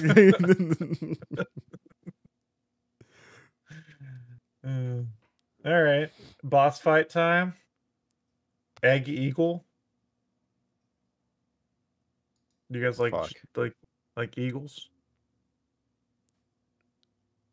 Actually, kind of this boss is kind of fun. I think. Just a big old robotic eagle, and he shoots at you in the background, and he pecks and lands and tries to blow you off the stage. I don't know. I think it's kind of cool. You have to mash your button to stay on the stage at points. So because I'm holding it like a regular DS, I actually couldn't mash fast enough pressing A/B standard, so I had to temporarily turn my DS sideways and go. No. There was something Yeah. else he did that screwed me up too. I don't know. I I was very close here. I really like this fight. This is good because it has more of those extra windows of opportunity to hit him that I think other games He does like don't do. 3 jumps right at one point, and then you can hit him each time if you're The savvy enough. King K roll hops. Yeah. Yeah. Yeah. Yeah, I A like few it. too many of the fall back and start firing at you. Kind of just playing the waiting game at that point, but that's all right. They're tricky segments to avoid. Yeah. Yeah, no. Yeah. Cool boss. Yeah. I don't know. He's a big bird. That's all I'd say about it. I think that bird had a bad altitude. Whoa. Would you say he hit his limit? He hit his deadline Hit my limit with him. because we're going to the stage 7 deadline. Nailed it. Which is, yeah, I did. Thank you, Spencer. Time space continuum, terror's grown Yeah. larger. Deadline. It's a level. It's supposed to be like a death egg zone or something like that. It's something similar to that. You know, the final area in a Sonic game usually something like this. Let me tell you, story time. Everybody, get ready for story time. Get in the story circle. Oh boy. Yeah, is it crisscross applesauce? When I was a little baby, meaning I was like in high school, and I had my DS, and I first played this game, I did not know about that damn kick Same. that Sonic can do. Yeah. And unlike today, well, I wasn't like school thing, but unlike today, I didn't have regular access to the internet. So I couldn't fucking Google it or anything, and nobody I knew was playing Sonic Rush. So I couldn't ask anybody, like, hey, how'd you do that? So I just had to sit with this fucking level forever until one day I just happened to hit that fucking shoulder button and see Sonic do a stupid little kick. And I went, what the fuck? I finally figured it out. Nowhere in the game does it tell you, hey, Sonic can do a stupid little kick if you push the R button. Or Sonic can do a extra jump if you push the R button and up. Nowhere in the game does it ever tell you this information. I don't know if it does in the manual. Who the hell's reading the manual to a DS game? So, yeah, that's my story. I couldn't tell you how long I sat without this knowledge. I think I was on a camping trip when I figured it out, because that's when I beat the game. We were like out camping. We had a camper, and we were like by the like river, and we were fishing and stuff. And I was bored, so I popped out my DS and I started playing different games. And I was like, whatever. I don't have a lot of games, so I just played Rush again and was playing through some of the stages I knew. And that's when I figured out that I could do this stupid little kick, and I was very upset. Oh. Because I had tried this stage multiple times at that point. And I was like, what am I doing wrong? Yeah. I didn't either. I did what you couldn't. I Googled it, couldn't find anything that told me on Google, so just YouTubed it and then saw them do that little kick. And I said, okay, I get it. You never told me, but and it's not like Sonic's known for his kicks. So Yeah. Sonic, famous for his kicks. People like his shoes. Yeah. I only knew it because there were times where you had to jump to get higher on a platform. You couldn't make it without the jump, and I didn't know what the jump was, but I saw like the ledge was here, and the spring wasn't getting me high enough. So in experimenting, I found the kick. But you don't use the kick for anything in the previous 6 stages, not for obstacles or platforming. You could for taking out certain enemies, but Yeah, so I could understand how that alluded to you. I made a point of because I replayed this a couple weeks ago just for prep, and I made it a point. I used that boomer part of my brain that thinks that if I suffered, everyone else should suffer. So I was like, should I tell the guys about the kick? And then I was like, nah, that's the real experience. That's the real way to experience Sonic Rush. It's without the kick knowledge. Yeah, at first There are other things about this level that fuck me up. Okay. So Yeah, this one has anti-gravity as the big thing, and I can imagine for you guys this was a hell playing on the freaking dual screen. But yeah, this one constantly switches the screen that you're supposed to be focusing on, because you're sometimes going anti-grav to the bottom or back to the top. So it's a lot of back and forth. But you need to be holding the reverse directional arrow when you're traveling a bunch of times. And it's mentally, it messes with your brain a little bit, like playing it that way. So one of my first game overs on this level was not getting the directional arrow right when you have those levers that you got to run into and swing back and forth. You got to hold left. So that screwed me up. Then you have those missiles that are super sensitive to your arrow direction. You got to rush into them, and then they take you across the stage. And you have to aim it for a very specific area of the screen, or guess what? Bottomless death pit with lasers. Thanks, Eggman. You negative bastard. So those two things, yeah, they were pretty rough. Cool though. I like the anti-gravity elements. Yeah, those missiles can fuck you up so easy because they're so sensitive. And I oftentimes I forget which way goes up and which way goes down. So I'd be like hopping on. I knew I had to go like one direction, and I would accidentally push the other one. And I was like, "Fuck!" And that was it. And yeah, that was another situation where it was like either it's a one and done try, and enter your next life. You don't get to try it again, which is something that other Sonic games let you do on obstacles like that. Mm-hmm. Sonic, a game about karma. Hope you do better in your next life. There you go. You can come back as a hedgehog. The hedge god. A hedge god. Yeah. Yeah. You're playing like Spencer here on his video footage. Yeah. Yeah. This is actually, I recorded this, so make sure you pay attention. On your yeah, and you played on the original Fat DS, right? Yes. I never met anybody that ever owned it. Original hardware. Oh, I had one. I had one. Yeah. I bought it growing the day of. Well, everybody that I knew had a light, and then one day I finally met somebody that had one of those gross ones, and I was like, "What the fuck is that?" Because I had never seen one before. I just thought the DS was like the light model, So it's one of my only consoles that doesn't work anymore. You can charge it, but it won't turn on. Oh. Yeah, I remember getting it the day it came out. Me and my friend went to Circuit City, which no longer a thing. But we went to Circuit City. I love going there. To the graveyard. And we bought that with the Mario 64 DS, and I think we got the Metroid Prime Hunters demo with it. Which was a game everybody loved and was considered the best Metroid game ever. So, yeah, it's better than some. Not even sure if that's true, but it is. It's better than a few. First Hunt, especially just the demo. Yeah, just the demo. Demo ranks pretty high, Yeah, Metroid series ranking. First Hunt. I'm gonna have to give it an S. It's really revolutionary first time. Pack-in with the console. It goes like Super Metroid, Metroid Fusion, First Hunt. Yeah, I've seen that ranking before. I mean, in theory, considering the time and everything, pretty amazing idea for a game.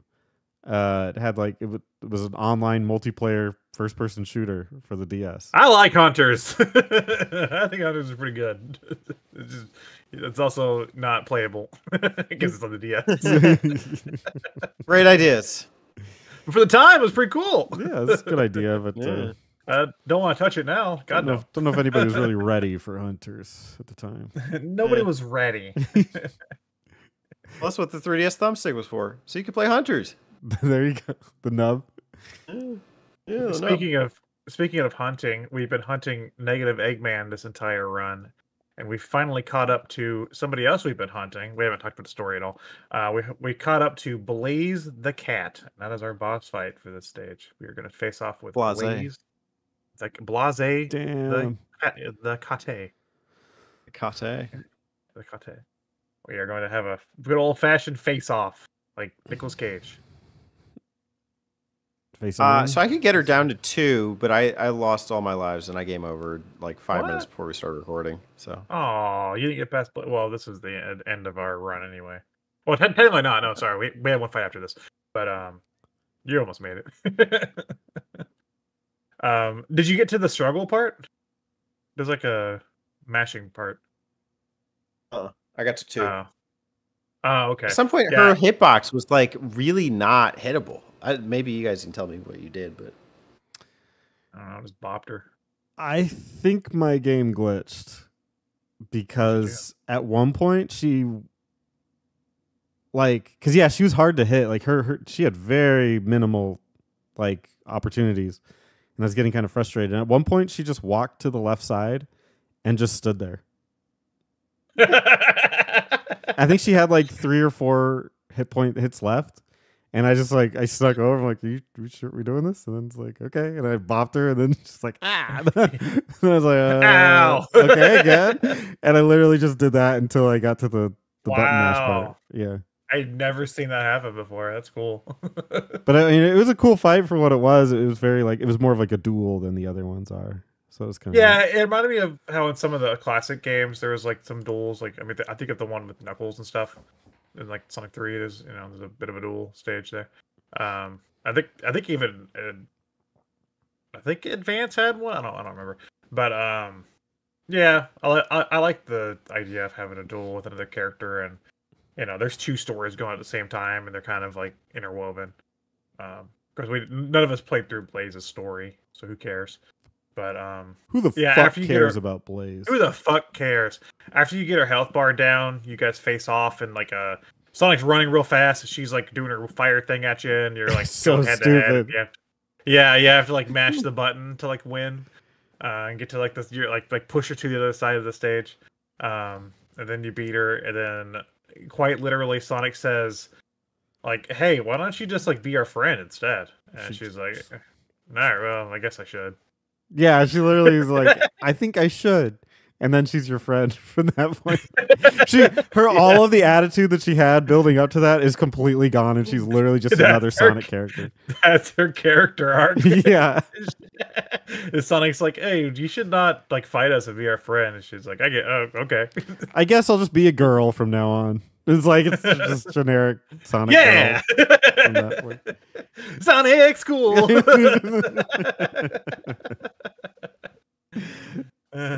Well, we do have one more boss fight after this. This is the last actual set of stages, but we do have one more zone. It is F zone, I think, aka final zone. I like to call it F zone though.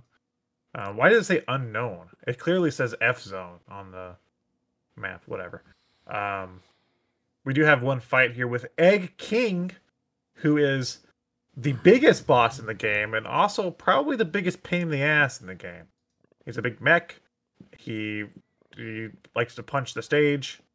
Sonic has to run up his arm and bop him on the head, and there's some neat mechanics there. Very Shadow the Colossus. Yeah, yeah. What year was that? Was that 05 too? It was around here.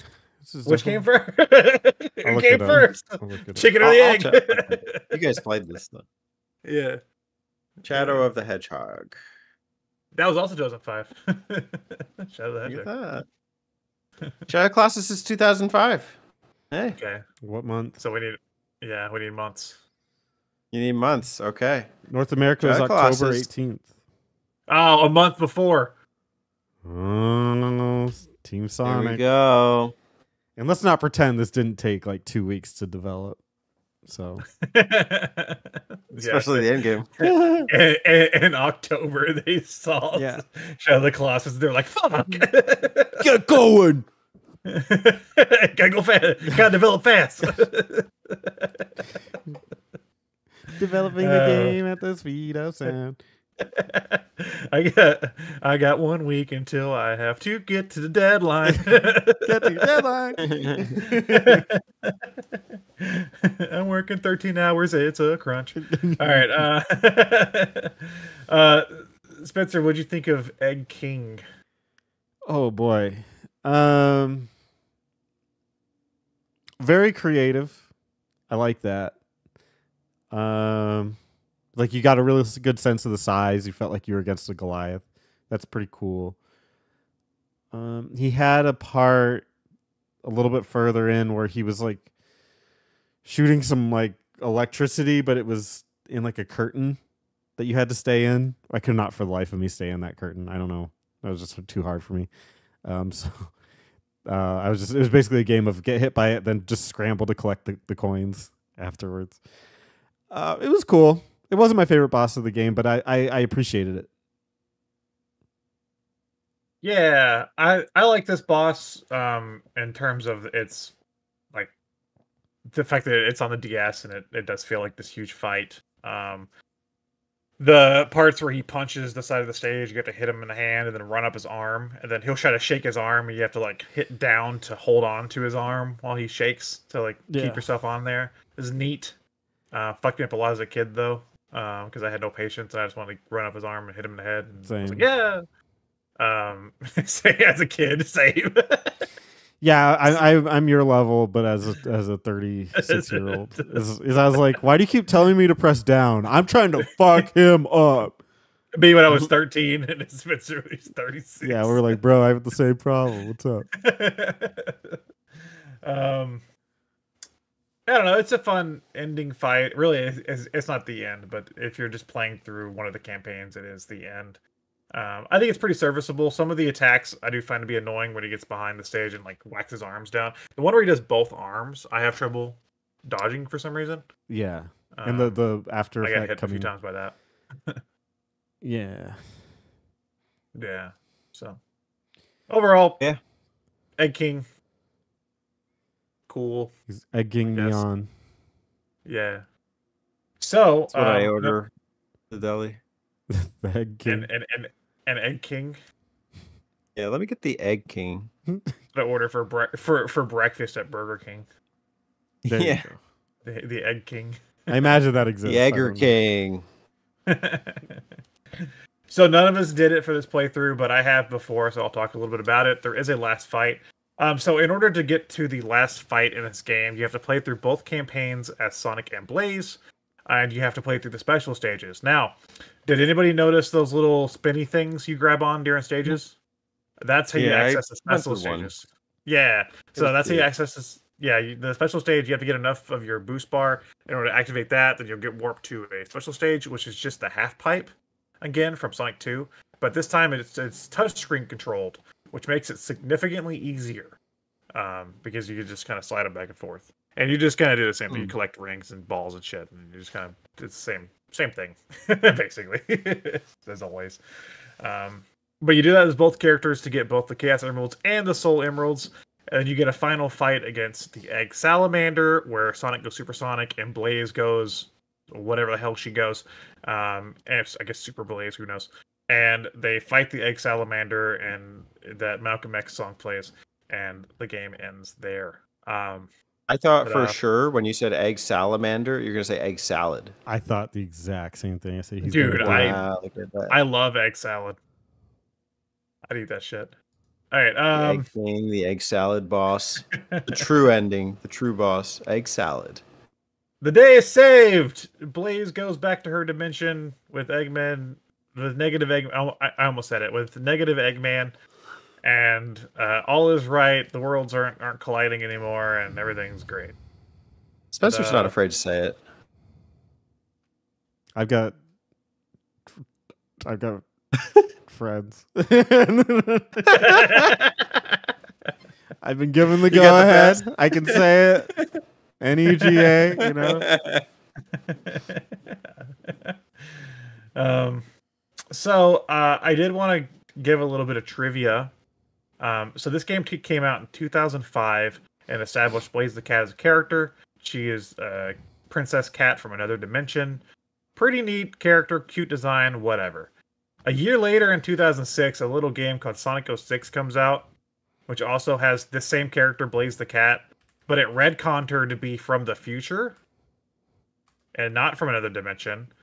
And from this point on, we're still unclear when she shows up in games if she's from the future or if she's from another dimension. They've never cleared this up.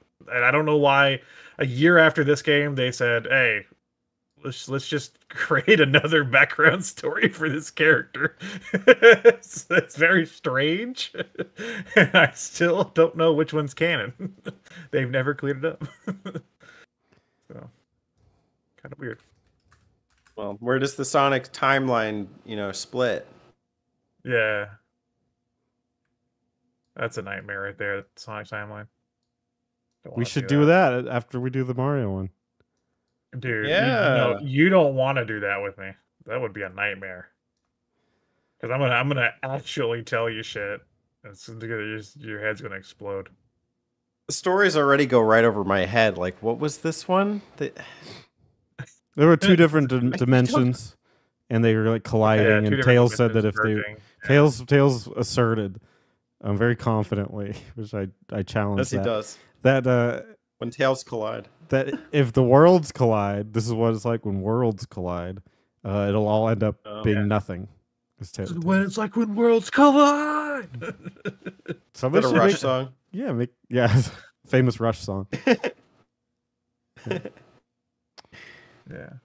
So we had to prevent that. I mean, you couldn't have worlds colliding like that. Yeah. So the Blaze path is actually when worlds diverge. And if we played the Blaze past. path, we would have just been chasing normal Eggman, which would have saved us a lot of headache from having to say negative Eggman this entire time. Mm-hmm. Gonna chip off the old egg. Chip off the old egg. All right, guys, we did it. We mapped out Sonic Rush. Woo! Mark that One down. Another Sonic game. Another Dimps, Sonic for Spencer. Yeah, and second Dimps. We'll be back. There's more Dimps games. 2 more advanced games. 1 more Rush game after this Sonic Rush Adventure. So more to come. Probably. And even this month, some 3D blasting. Yeah, more Sonic this month. Hope you're ready. What won Very the thing? The Nothing yet. It's not. It ends on the 15th. But is one of them like So there's still- a clear winner? Dreamland 2 is like in the lead right now. Or?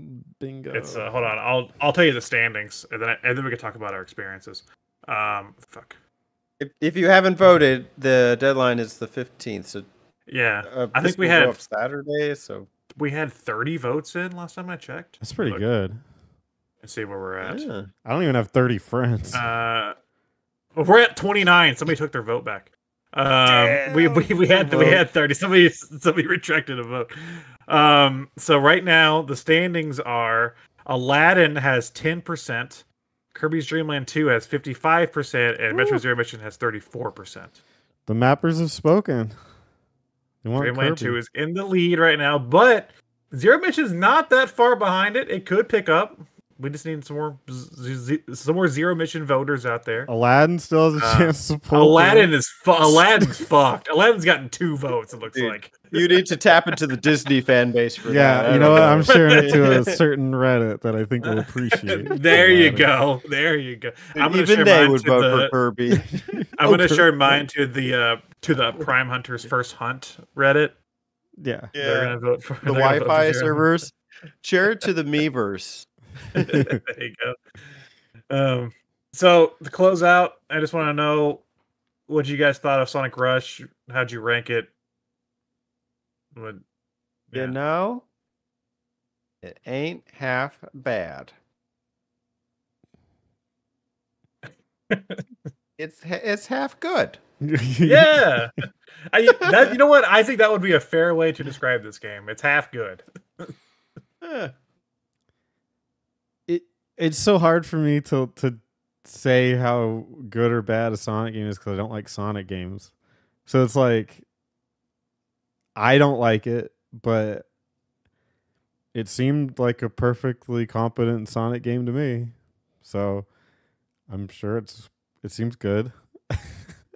If you want a Sonic game, this is one of them. I guess. I don't know. It's a fast, stylish time. There's some fun moments and cool boss fights. There's also some really annoying parts too. So, I give it. Are we still? Wait, what was it? 7 stars, right? Was that our thing?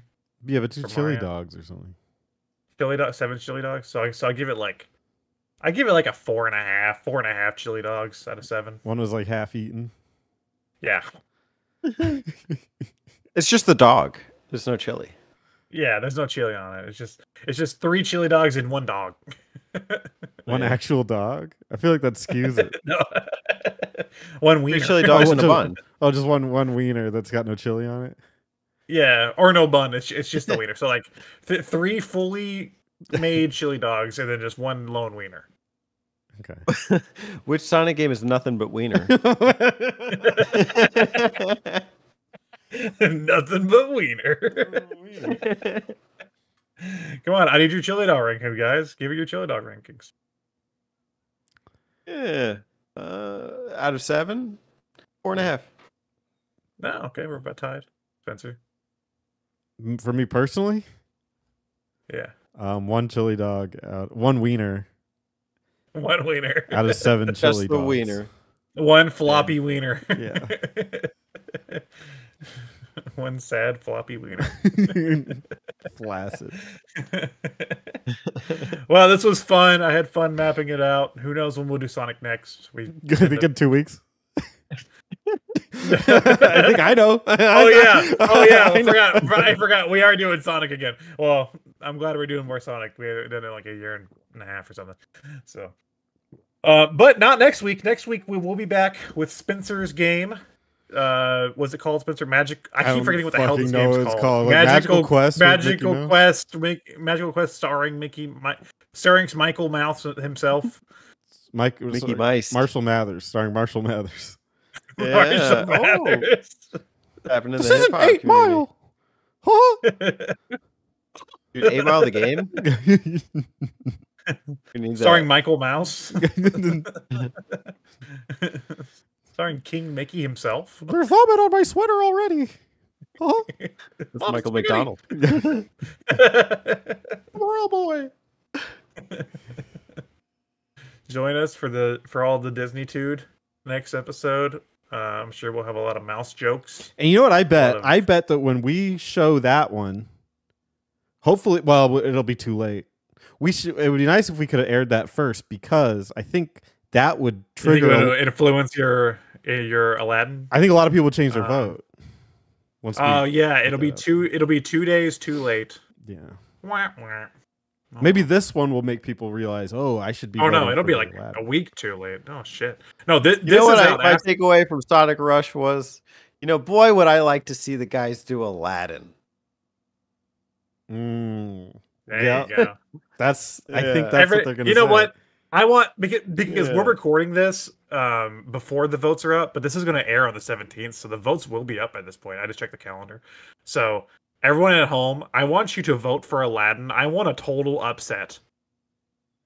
I want you to go change your vote for Aladdin. So that it's just a crazy upset. Isn't this is this not going up on Saturday? Oh no, it is. So they can't change your vote. Fuck. And I stopped recording. No, I'm just kidding. I didn't. No. We're still recording. Doesn't go up this goes up on the 17th, so it's too late to change your vote. Wait, what goes up this Saturday? This Saturday is the 10th, right? Yeah. So the game talk. No, never mind. We had a game talk. No. Oh, this is the 10th. Fuck. I'm sorry. I'm forgetting stuff. Okay, so so there is time. Change it. Go to Aladdin. Aladdin, Aladdin. Aladdin. Hey, I like my original pick. Let's stick with Kirby. I'm not unhappy with any of this though. So vote where your heart desires. That pink puff. Vote with your We want heart. Pinky. Don't vote for a pinky. We need the pink. Hey, we ranked with wieners today. Next time we rank with pink puff. Yes. Bye.